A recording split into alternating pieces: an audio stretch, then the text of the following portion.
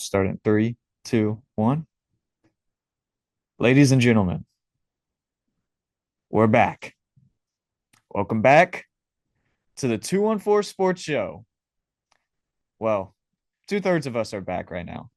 Our other co-host, Courtney Machani, is not present with us right now, but it is me, TJ Krulwitz, and my other co-host, Joseph Duffy, joining me today for episode 54 of the 214 Sports Show. It's been almost really half a year since we've done an episode, man. It's been such a long time. We've had a busy semester. If this is your first time watching the 214 Sports Show, we talk everything Dallas sports.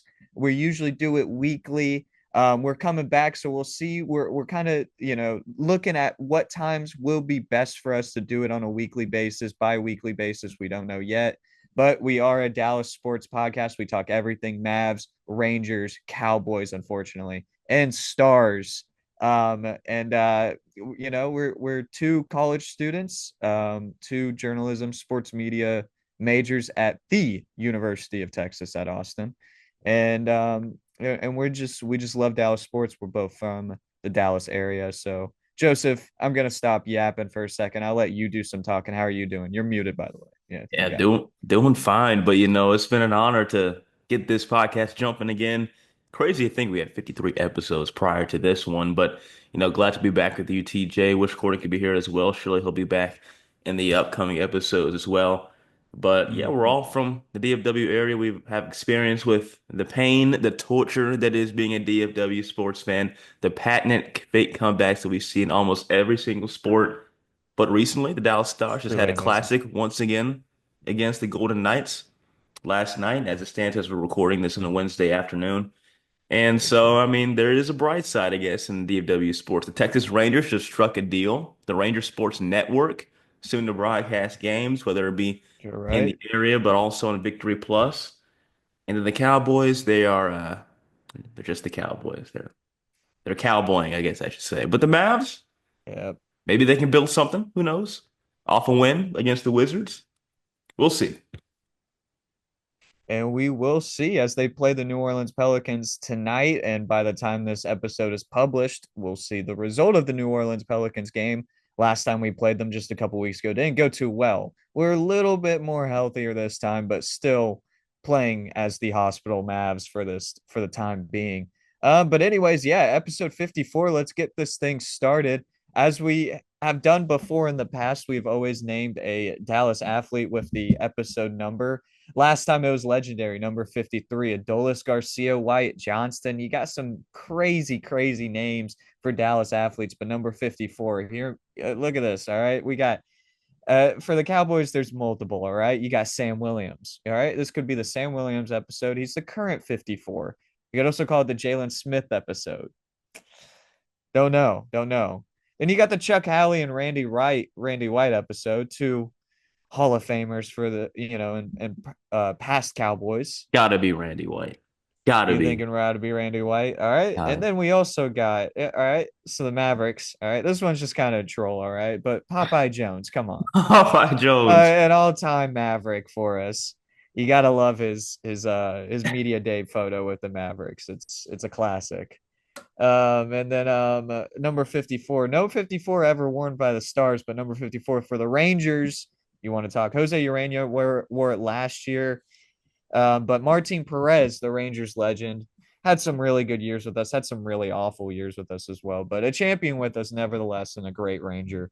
And then also going further back to the 2010-2011 World Series teams, number 54, Matt Harrison. So there's some number 54s from the Dallas teams. But anyways, let's get this started. Well, actually, real quick before we do get started, I know it's been a little bit of a yap. We'll get headed with the Cowboys, but we always do it on today's date as well. So let's go ahead and do this real quick. January 29th, 2011, the year that the Mavericks won the championship. They beat the Atlanta Hawks 102-91 to advance to 31-15 on the season. They won their fourth straight game, which would eventually turn into a 10-game win streak, which is still the highest win streak for the Mavericks since. The Mavs were down going into the fourth before locking up the Hawks and outscoring them 25 to 13 in the fourth quarter. So I also want to ask a little trivia question. This is a 2011 game between the Atlanta Hawks and Dallas Mavericks. This is not a crazy answer, all right? So can you guess the highest score from this game between the Mavs and Hawks in 2011? It's not a crazy answer, but I'll give you a clue. It's not Dirk. And this is between the Hawks and the Mavs. Mm. Or was it? Is it Terry? Is it the Jet? The Jet had 18 points in this game, but that is not right. Dirk had 19. There's a player who scored 27 points. It was for the Atlanta Hawks. He had 42 minutes, went 13 for 24, 0 for 5 from three, Gotta be, which is hilarious. gotta be Paul Millsap. Paul Millsap. Gotta I think be. he's with the Jazz at this time. I think this is Really? actually the answer. Do you want me to say the answer? Let me get one more Do you in. want to One get one more more in. guess? One more guess. 2011. 2011 2011. Atlanta Hawks. 42 points, you said? 27 in Oh, 42 27. minutes. 42 minutes. Ooh. I mean, he was DeMar put. he was with them for a while, you're saying? Oh, yeah, no, he was with them for a while. I mean, this guy was a mid-range expert, it seems like. My goodness. 0 Oh for 5 man. from 3, 13 for 24. Come on. Yeah, Come on. I'm feeling like a casual, bro. I know the Come answer. on. I can't remember the name He's right. he was shooting left-handed at one point of his career, switched to right hand. Come on. Joe Johnson. Ah, okay, okay, that makes sense. Okay. 3v3 legend. I was All right. yeah, okay, Joe Johnson. ISO ISO Joe. Joe. Yep. Yep, you got the nickname right at least. So you're not a casual. You just kind of, you blanked out a little bit He right played for there. like It's fine. 50, he played for like a billion teams too. I cut me some slack, cut me some slack. Yeah. We'll cut you some slack. But the Hawks, come on. That's like his team. I feel like if you think about Joe Johnson, you think about the Hawks. Yeah. So, anyways, that's the trivia on today's date for January 29th. So let's talk a little bit about the Cowboys. So we'll discuss. I mean, this is the elephant in the room. All right. The Dallas Cowboys just had their introductory press conference with their new head coach, Brian Schottenheimer. And so we had a lot of interesting moments in that press conference. Now, we haven't obviously talked about the Brian Schottenheimer press conference. We haven't even, quite frankly, talked about the Cowboys season on this podcast yet. So I just want to backtrack a little bit, Joe, before we talk about this press conference. What were your initial thoughts about the Brian Schottenheimer hire when you first saw it after what this season was? Well, after what this season was, I mean, just pure frustration. And, I mentioned it on, Twitter and stuff and TikTok. Like, this was just more of the same stuff that I've seen my entire life with this team. Mike McCarthy, they went out to get him. I understand that if you want to put it that way.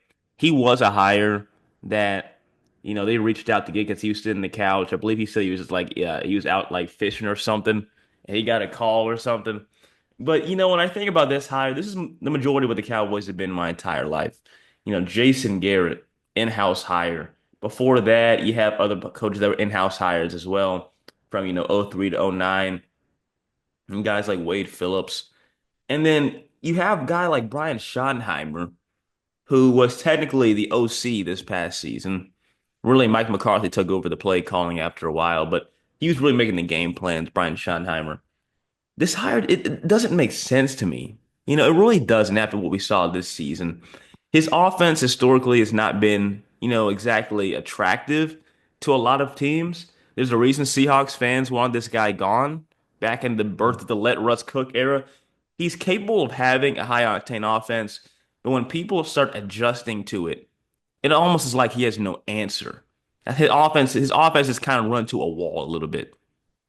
And so when I see his offense, say with the Seahawks, and how that kind of dwindled down, he's right when he says, he does like to involve motions and a lot of disguises and in a lot of ways to throw off the defense. I get that. He made it sound very sexy in the press conference, but when I think about how this offense is supposed to look and how I'd want it to look, I don't know if he's the right guy at the helm for the play calling. I don't know how you feel about this, but it's just more of the same to me.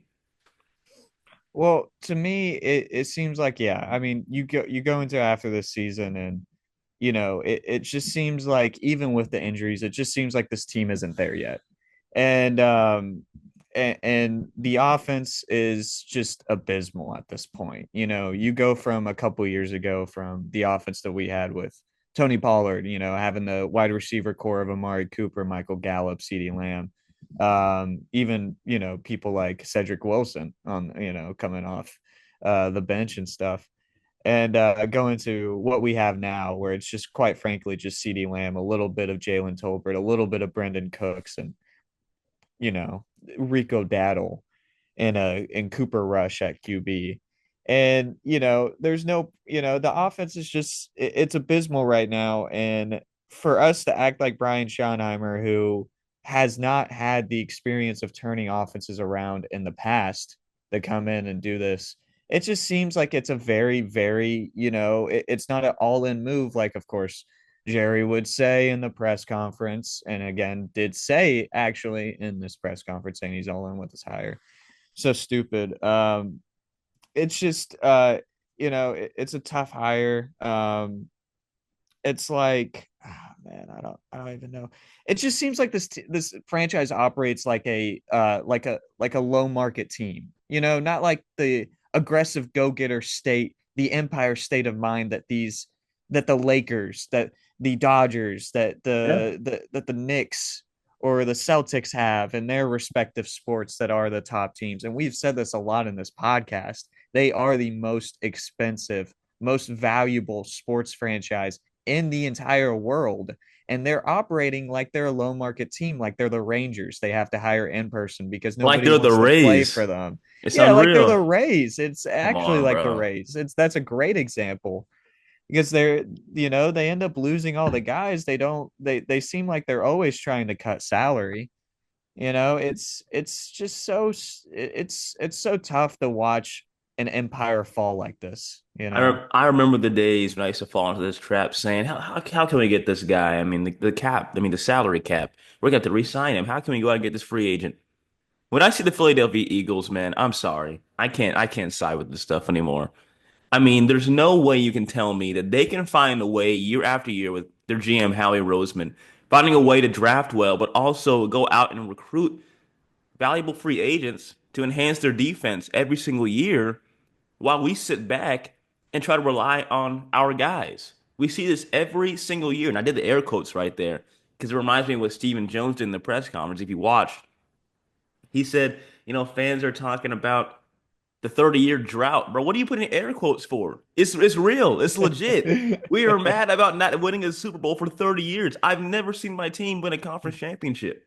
So what are you putting air quotes for? The 30-year Never even drought. playing a conference championship.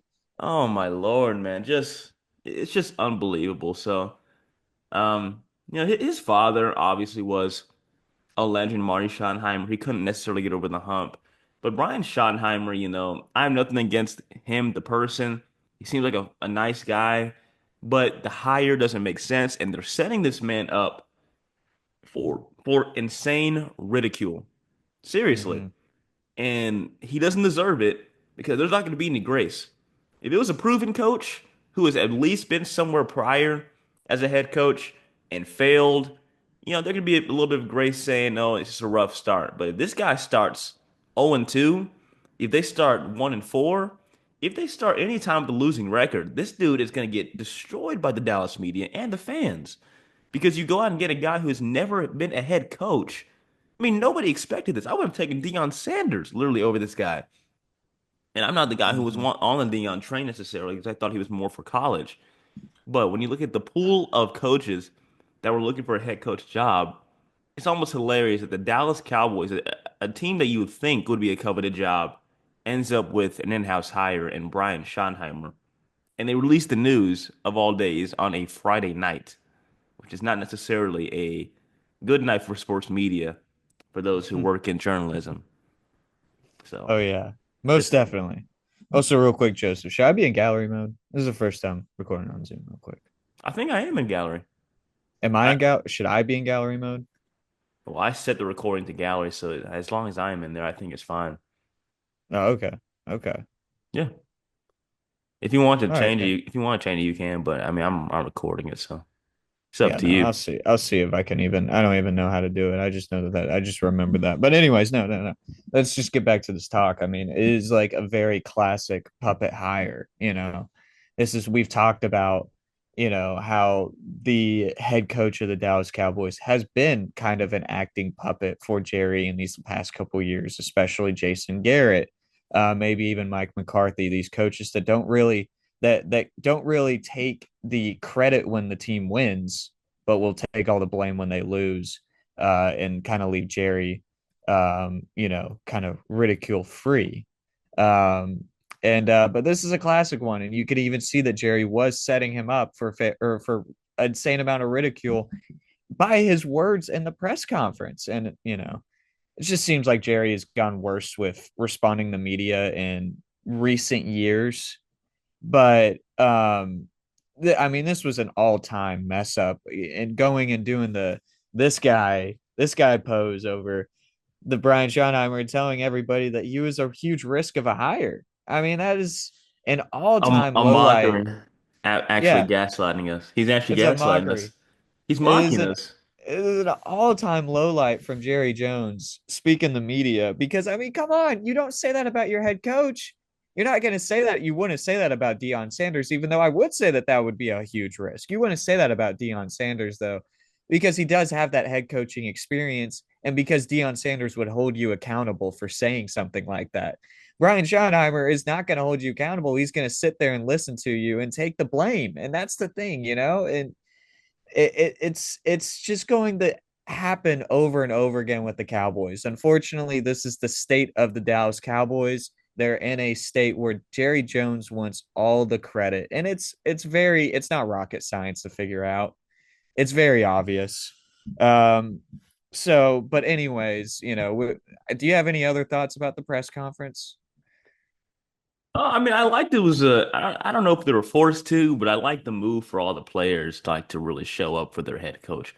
Dak's gonna Mm. give his, typical media trained, PR trained answer of how he feels about the hire. He can't say like, man, this hire stinks, bro. Why we get this guy, Ryan Schottenheimer? He has his back. The players showed up for the press conference.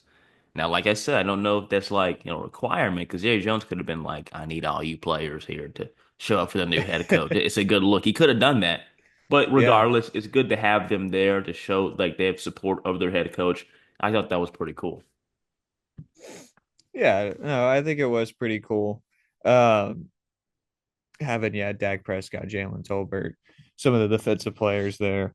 Um, and who knows if it was Jerry Jones telling them to do that, but it's always good, especially when you're having this change of culture, once again in this locker room, and chances of free agency where you're going to have a few people leave.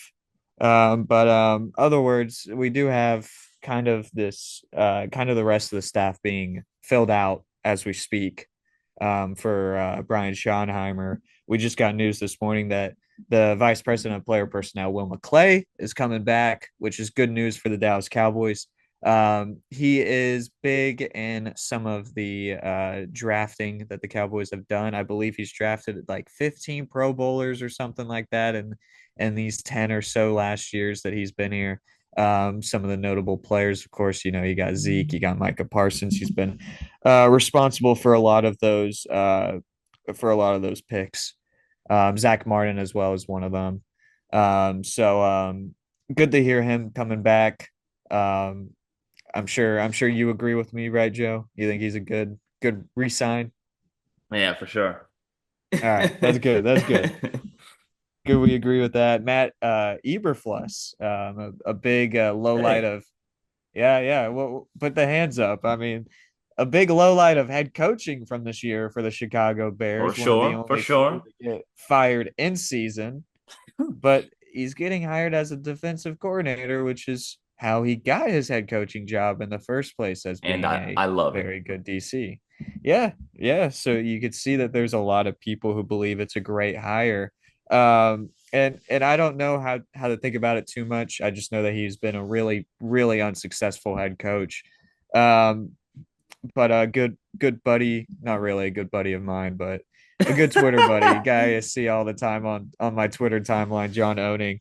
He did tweet out talking about Eberflus and talking about his trend of doing low blitz rates and with how he performed with Chicago, and wondering how that's going to be with the Cowboys, and saying that it's going to be paramount for Jerry Jones and the Cowboys to get another pass rusher to team with Micah Parsons, because teams are going to be key on Micah more than ever. And the Cowboys did struggle a little bit going one on the defensive line last season.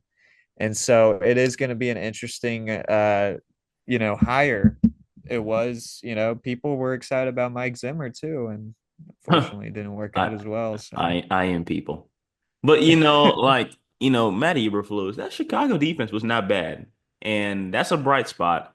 As long as he's controlling defense and not giving his points on the clock, I'm fine with it. As long as he's not controlling the clock management, I'm fine with it. Just control defense. Because look at this. He was supposed to be the defensive coordinator. They thought he was going to, but Rod Marinelli ended up staying. And then, Matt Eberflus went on to Indianapolis, and we saw what he did with that defense. It was spectacular for his tenure. And, Matt Eberflus, I really think he can get this defense even better back to like 2022 form. I really believe that. And like you was saying, getting another pass rusher, that is absolutely paramount because the guy's going to be king on Micah, of course, because he's the biggest threat in our defense. But I hope he can blend him around and not just rush him every play because he can cover. He is capable of covering. He's still very speedy. He has good lateral quickness.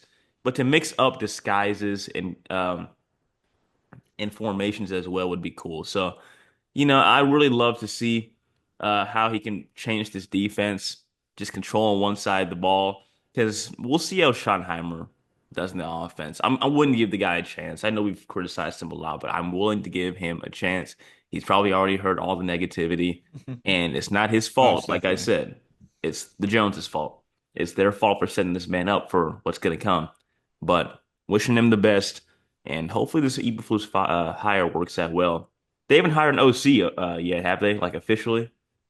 No, they have not, I believe, as far as when we were recording this.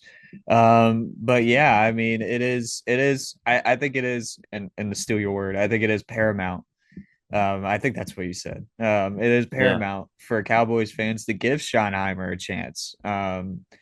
Because who knows? I mean, yeah, it is a very risky hire, as Jerry Jones said himself, but it's important to know that, hey, I mean, this is, we can't just take him out of the equation yet. We can't just eliminate him from the picture and say that he's a bad head coach from the get-go. We need to see him through first of all, and hopefully that will be good. There is a lot of negative reactions to some head coaches that have ended up being a great successful head coach. I think for another great example would be Steve Sarkisian for the Texas Longhorns. I remember a very classic tweet from that time that the Longhorns fired Tom Herman and hired Steve Sarkisian, and somebody tweeted out, and it was a very popular tweet saying something like, firing Herman and hiring Sarkisian's is like going from an Applebee's and parking at a Red Lobster or something like that. Yeah, Skipping Applebee's for a Red Lobster. I remember the one that was like it's very typical Longhorns. They could have had Sonny Dykes or something, a TCU head coach. I was like, Oh okay, bro. boy. Nah, Oh bro. boy. But like And you were so yeah. saying, like it reminds me kind of Sean McVay. And at least Mm, he was like somewhat of a hot candidate. He wasn't supposed to be a head coach that cycle, but he was at least an OC for like a couple of seasons. And Sean yeah. McVay, that hire got ridiculed really because of his age, not because of his offense. Mhm. He got hired at 30, and it's kind of crazy to think that he's about to enter like his eighth or ninth season upcoming. So I'll give the guy a chance, like you were saying. I'm willing to give him a chance because he's already heard enough, and the Joneses have set him up for the ridicule that's coming. They most definitely have. So anyways, let's go ahead and move on to our next um segment. Next team to talk about. We'll focus a little bit on the Dallas Mavericks, who are halfway through their season right now, battling a ton of injuries. I don't even know what to say, but here's what I'll say. All right. they're 5-9 in the month of January. Okay, we knew this was going to be a tough month, but we didn't know that it was going to be this tough with injuries. It's been awful. We've had players consistently out almost every single game for the past five or so games. I would say probably 10 or so games. I think it's been dating back since I would say maybe even the Los Angeles Lakers game that we've had about at least five players out. Um, I don't know if you can back me up on that, Joe, but it's been a while. It's been a while. I don't have And the it's in yeah, I don't have the injury stats on tap, but you know, yeah, yeah, and I come really on, don't man. know. I was really banking on you for that one, but I mean, you're really looking at a very tough schedule to begin with, and to going with these injuries. I mean, this month of January, if we're gonna make the playoffs, we're gonna make the play-ins instead of the playoffs. Really, this is gonna be the month that people are gonna look back at.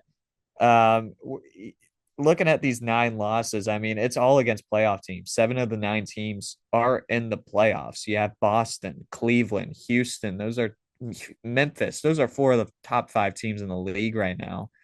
And then you do have the losses to New Orleans and Charlotte. But you even look at these five wins. You have a win against Los Angeles and you have two wins against Oklahoma City. And it's like, my goodness, this team can't catch a break right now with their schedule, with their injuries, but they are on a 1 game win streak with the Wizards game. Joe, what's with this current state of the Mavericks? I mean, do you are you confident that this team is going to make the playoffs? You have, I believe, five players going to be hurt for the New Orleans game. So another game with five or so players out. What's You going on know, here? yeah, obviously we were talking about this past Saturday, the loss of Casey Stein. I don't know if that does with the injuries we're seeing now. Um, but you Casey can Smith. tell Casey Smith, excuse me, I don't know why I said Stein. Yeah, I was thinking of you're Mark good. Stein. But Casey Smith, the big loss of the trainer head to the New York Knicks. But like I feel like I see this every single year, almost this Mavericks team. We always get beat up. Luka's gonna get hurt. A lot of players gonna get hurt, especially in the front court because of Lively. Lively's, been through a lot of injuries. We've seen a lot of banged up players over these past few seasons, but they usually turn it up post All-Star break. And so that's why I'll say, like, I'm confident enough that they'll turn it around once guys get healthier. It's hard to win when you have a lot of players hurt like this. So I'll give them some grace here and realize that, it can turn around. There is time. I know we're halfway through the season, but this is really a make or break time. And I trust that the players can find a way to rally around each other and beat a beatable team tonight in the New Orleans Pelicans. So I think that they'll find a way post All-Star break, especially. And we're not used to seeing the Mavs as like a top three seed in the Western Conference standings, anyways. They can Right. find a way to win, even if they're a lower seed. Just find a way to get in the tournament. That's the main thing you can take away from that point. Yeah, and I think it's a very good point that this team has always struggled, especially in the Jason Kidd era. Pre All-Star game break, they have always had a massive jump post All-Star break. You could see last year that they, I believe, had the second best record in the NBA post All-Star break, only behind the Celtics. And they've done that consistently over these past few years, being top five records in the NBA post All-Star break, when being not even top 10 pre All-Star break. And so it brings up the interesting point. I mean, Jason Kidd doesn't care about regular season games. And it's kind of disappointing, and I try to tell other people that, and it's hard to tell other people that because it's like, oh, you're just a stupid Mavericks fan who's making up excuses. No, the Mavericks actually don't care about the regular season. And you can tell they made the finals as a fifth seed last year. They made it to the Western Conference Finals as a fourth seed a couple years ago. They're not trying to really win games. It's interesting. Um, but it does, for the Mavericks, they have Dante Exum, who, as a tweet said like a week ago, could just be a figment of our imagination at this point. Could be coming back soon. um, Not real, and bro. we also have Najee Marshall, who has been struck by every single illness on earth Literally, or something. he's been plagued, bro. Who's potentially coming back. There's rumors of Luca even maybe coming back before All-Star break, which I think is probably inaccurate.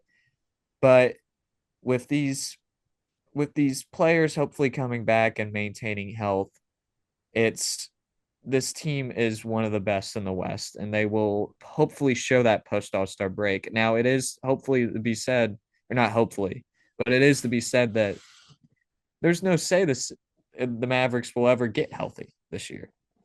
So playing with the guys that they have now, I still think that they are good enough to compete. They play really good against the Thunder for some reason. But they need to be able to string those together. They have a rough 5 game road road streak coming up ahead. They got to win this game against New Orleans, even when they're depleted. They still got to show that they're the better team. They're the more talented team because they are. And so that's where they're at right now. I mean, do you know how many more games they have until the All-Star break? It I looks to believe be one, it's two, three, four, five, nine six, more seven, games. eight, yeah, nine. After the Heat, the All-Star break. Who, by the Nine way, more man, they are games. Heat are crumbling. I've never seen the Heat this disorganized in a long time. What's I that mean, Heat culture? the Heat You know? culture, bro. Oh That man. fraudulent Heat culture. Let's make a Oh jersey. man. Let's make a Stay jersey in a court about our keep Jimmy culture. Butler far away from Dallas. We do not Please, want God, him we do here. not All want that right. cancer here. Do No, not want Jimmy no. Butler here. Actually, let's look at this trade that I found actually earlier. They had a 4 team trade between the Mavs, Heat, Pelicans, and Pistons. The Mavs get Jimmy Butler, all right. The Heat get I don't know who made this trade. I just saw it on Twitter, okay? All right. Heat get Brendan Ingram, Najee Marshall, and Daniel Tice. Pelicans get Daniel Gafford, Dwight Powell, and Klay Thompson. Oh my And the God. Pistons get Maxi Kleba and a 2025 Dallas first, which is top 14 protected. We're getting up 5 players, Wow. basically 2 starters, and a first round pick for Jimmy Butler. I Oh, bro. I don't even think I would. I mean, this is kind of crazy to say, but I don't even know if I would trade the package of no. There's no way I would trade Daniel Gafford, Dwight Powell, and Klay Thompson for Jimmy Butler. And they're adding in a first round pick, Maxi, which is honestly a valuable trade piece, and Najee Marshall. It's hard to And believe this dude is 35, by the way. I keep thinking he's yeah, I like know, right? 31, 32. Somehow he's been in the league since 2011, which is kind of crazy for me to think. Yeah, he And had a late start. yeah. It's the same with Paul George. I don't know how old he is. He's about 34, I believe now. He started around that time too. He just didn't really come onto the scene until a couple years into his career. But anyways, we got these last 9 games for the Mavericks. Five starts with a 5 game road streak, starting with New Orleans, then the Detroit Pistons. So you're going to a league best record against the Cleveland Cavaliers, the Philadelphia 76ers, and then the Boston Celtics again. And then you have a 4 game home stretch before the All-Star break with the second seed in the West, the Houston Rockets, surprisingly, the Sacramento Kings, the Golden State Warriors, and the Miami Heat. 3 of those. Yeah, I mean, Sacramento and Miami are on a dying ship right now, sinking ship. So what do you think this final record are the Mavericks? What are the Mavericks going to be in these final 9 games? What's the record going to be? What's your prediction? They've I'll say been like, yeah, I was muted, sorry. I'll say You're like good. 5-4. They've I been don't think three and it'll be six in their last 9. yeah, I'll say they'll get a little bit better. 5-4. I don't think it'll be insane. It's gonna be tough going to Cleveland for sure, but I look forward to seeing back-to-back wins to start off this road trip against the Mavs and I mean, excuse me, the Pelicans and Pistons. The Pistons have been much better this year, clearly. It's cool to see Cade They're Cunningham. 500. Yeah, 500 Good team for instead them, of, man. you know, Monty The Tim Williams. Hardaway Jr. effect. Yeah, it's the THJ effect, clearly. But when you go to places like Cleveland and then Boston, I know the Sixers aren't necessarily crazy right now, but even that can be hard for a road environment sometimes when they get cooking. And the Rockets too, who have been exceeding expectations in this year of Ime Udoka, second year of Ime Udoka. It's gonna be interesting to watch how this team develops. I think they can win five of these games. I don't see them winning more than five, really. Five should be the ceiling, but it'd be awesome if they could go like, 7-2. And, I really don't see that coming, but it's a tough, tough stretch. And we'll see how it goes in the second half post All-Star break. Yeah, I see 5-4. I mean, we're talking about this tough January stretch. This is almost equally as tough. You have three of the top five teams playing in this 9 game stretch in Cleveland and Boston. And I know it's a little, it might be a little weird to say this, but it's an automatic loss. Even though we've beat Oklahoma City twice in the last month, but that's just matchup and rivalries. For some reason, the Mavericks, I don't think even fully healthy could ever beat Boston. And maybe they can win a petty regular season game, but Boston just has the Mavericks number. They know exactly how to match up against the Mavericks. They're winning that game. I believe Cleveland wins the game against the Mavericks as well. Hopefully, the goal would be to have a winning record in this road stretch. I don't think it happens. I think they go 2-3 in this road stretch. I believe they're below 500 on the road this year. Give me a surprise win against Houston, and then give me a 2-1 between Sacramento, Golden State, and Miami. And I think this team goes 5-4. I mean, they're 11 and 12 on the road, so it's not crazy, crazy. They're just an average team on the road. But, Yeah. I'm hoping for like a steal win. You need to Mm-hmm. compete in one of these games and take one. Hopefully that game can be Cleveland, but we know how great they've been this year. Because I don't like you, I don't see them beating the Boston Celtics in Boston. I feel like I feel like that's never happened. Even though I've seen, Spencer Dinwiddie make a game winner there in the past, of course, like that's the only game I can think of where we actually beat the Celtics in Boston. It feels like teams like Boston would just own DFW in like almost every sport. But, you've seen more recent wins against the Patriots in their down years. You've seen the Celtics win the championship against the Mavericks this Uh, last season. Feels like Boston always kind of has DFW's number, but that's the game yeah, they do. I don't think they'll win that game. But I think the Heat is a winnable game. Kings is a winnable game. Oh, am I going too far ahead? Yeah, Kings is a winnable game as well, and the Rockets is as well. So in-state matchups with the other Texas teams, I always think are pretty much winnable. Yeah, and I think that I don't know. I might be going to that game, so I'm gonna be wishing for a win anyway. So um yeah, no, those are the Dallas Mavericks, the current state 25-22, the eighth seed, I believe the eighth seed in the Western Conference right now. Um So, anyways, before I got class in a couple minutes, basically, let's talk about the Dallas Stars real quick. As they are also halfway through their midseason, they're about to go to not the All-Star break, but the Four Nations face-off. And it looks like, unfortunately, there's going to be one less star in the Four Nations face-off. We don't know yet. There's a possibility. We need him to get an MRI, but the Miro Heiskanen injury after last night's game against the Golden Knights, I'll talk a little bit about that real quick before I talk about the win. Very, very good win for the Dallas Stars against the Golden Knights. 2 wins against them in the last week. Um, but the Miro Heiskanen injury, it's a very interesting play. We're talking about Mark Stone here, which Pete DeBoer, head coach of the Stars, obviously, who has coached Mark Stone in the past with Vegas, mentioned how he's not a dirty player.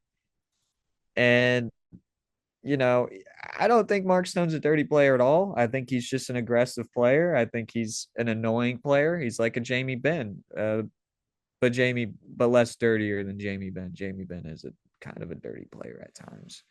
Um, but yeah, so he's coming. So Mira Heiskanen skating. Mark Stone gets a little love tap from Rupe Hentz's stick on the left side of his stick and completely dives into the legs of Miro Heiskanen, and completely sends him flying onto the ice, holding onto his knees, barely putting any weight onto it as he's leaving the ice. He's getting an MRI today. And the Knights only getting a 2-minute penalty for it, calling it tripping. It was a very interesting call. Pete DeBoer says he thought it should have been a 5 minute misconduct, maybe even an injection for Mark Stone. Some people are even calling for suspension. The emotions are really high right now. I think it was embellishment. I think it was reckless. I think it wasn't malicious. I think it was reckless. I think he decided that he was going to embellish a little bit after he was tripped and completely flew into Haskins' leg. Um, and he effectively hurt one of our best defender for the next, who knows how long. And that's something that, is a victory for Vegas in the end. We get the 2 points tonight, but Vegas really screwed us up with this injury. And by the way, I would love to see how Dallas teams stack up in their respective leagues with injuries. I feel like the Mavs are a candidate for the most injured team in the NBA. I feel like the Rangers were a candidate for the most injured team in the MLB. I feel like the Cowboys were a candidate for the most injured team in the NFL. Stars can't catch a break with injuries either. It's unbelievable. Um, but you know, bearing the injury with Mira Haskins saying he's out for say a month, I don't know. There's really no telling right now. We got to wait for the MRI to see what kind of severity it is. But with this injury, you're gonna, you know, there's gonna be some pains. There's gonna be some frustrations, I believe, in the next couple weeks if he is that hurt. Um, this is gonna mean we're gonna have to put in players like Lundqvist out there for the 6 man defensive. We might have to run 5 man defense. We'll probably run 6 man. Obviously, it's not the playoffs, it's not like we have to go 5 man. So we'll run 6 man defense, but having to dig into that depth is going to be dangerous for the Stars. We're already losing goal depth with Sagan and Marchment. So I mean, expect, there could be it could be a pretty crappy February for the Stars. I hope it's not. They still are a really good team. Ottinger's been looking really good recently. Casey DeSmith had a shutout in his recent game against the Blues. They have a game against the Canucks, and then they go on to play teams like the Blue Jackets before the Four Nations face off. Um, and the Ducks and the Sharks. So if they can go into these Four Nation face-off break with a really good, with a good stretch, hopefully get Miro rested up, Marchment skating again, hopefully get him for after the break, and hopefully even see Sagan in the playoffs. I mean, this team is set up for another exciting playoff year. Again, there's no guarantee that they ever will get healthy like the Mavs. So it's gonna have to come up to the healthy guys right now. Jason Robertson's has had a hot stick. We're gonna need him more than ever. Wyatt Johnson just had his first hat trick of the season, I think, of his career against Vegas last night. That's going to be huge. We need him to continue scoring. He's kind of struggled to score recently, so having him score that's going to be huge for the Stars. And they're just going to have to keep rolling out there, and hopefully, this injury to Miro Haskin doesn't affect them as much as I believe it will, because I think it's going to be it's going to hurt them pretty badly. So. Oh yeah, for sure. You talk with the DFW injury curse that's really happened these past few years. Hard to watch that, but you're right when you say that Vegas might end up winning this in the long run. The fact that one of the Stars' best players, one of the best defenders, ends up getting hurt, but you'll take the points. So as you sit We'll take behind the the points, as you'll absolutely. as you'll sit behind the Jets, I mean, again, you're just hoping that you can find a way just to stay firm in your playoff positioning, and find a way just to get to the tournament again. Which is, by the way, is this Four Nations face off like a yearly thing? Because I I didn't don't know. know. It's supposed to get us prepared for the Olympics because they're bringing back hockey. Are So like all these players like guaranteed to play is like a throwaway tournament? they should be playing. Like they should care about the tournament. Yeah, so will they put the league on pause? Yeah, it's like the All Star break. They're just not doing Yeah. an All Star break. So it's Oh, yeah, really? Okay. No yeah. They're All-Star putting it game? no All Star break. It's just the Four Okay. Nations face off. So Okay. Yeah. I'm going Yeah. to No, watch that. interesting. Interesting. I think it's going to be really exciting. The Finnish team's going to have Rope Henson. It was going to have Miro Heiskanen. I don't know if that's going to have Miro Heiskanen anymore. Jake Ottinger on the Team USA. Dallas Stars, number 2 in the Central Division. And that will do it for the Dallas Stars talk. And that'll do it for this episode. A very long episode, getting back into the motion of having these yap sessions, man, of Dallas sports. It's just so much that I wanted to talk about that we haven't had in a while. So Yeah, it's good to get that out, Joe. And it's good to talk to you again. for sure.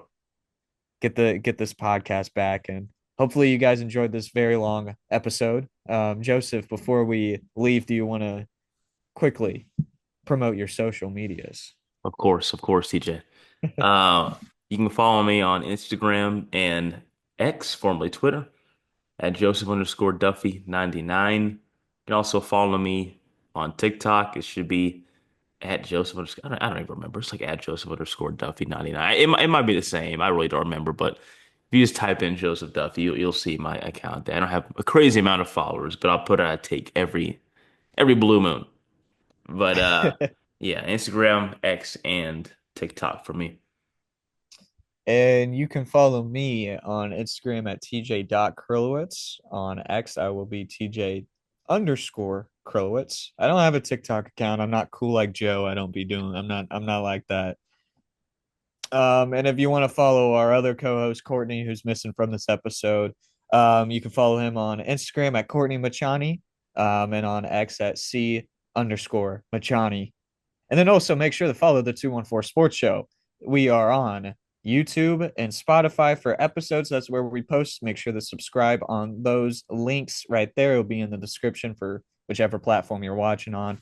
And then also, we are on Twitter, Instagram, or I guess X, Instagram, and TikTok, all at 214 Sports Show. Make sure to follow us there for more updates, more of our analysis and thoughts. And that will do it for this episode 54 of the 214 Sports Show. Thank you very much, Joe, for joining me. And we will see you hopefully next week. Have a good week.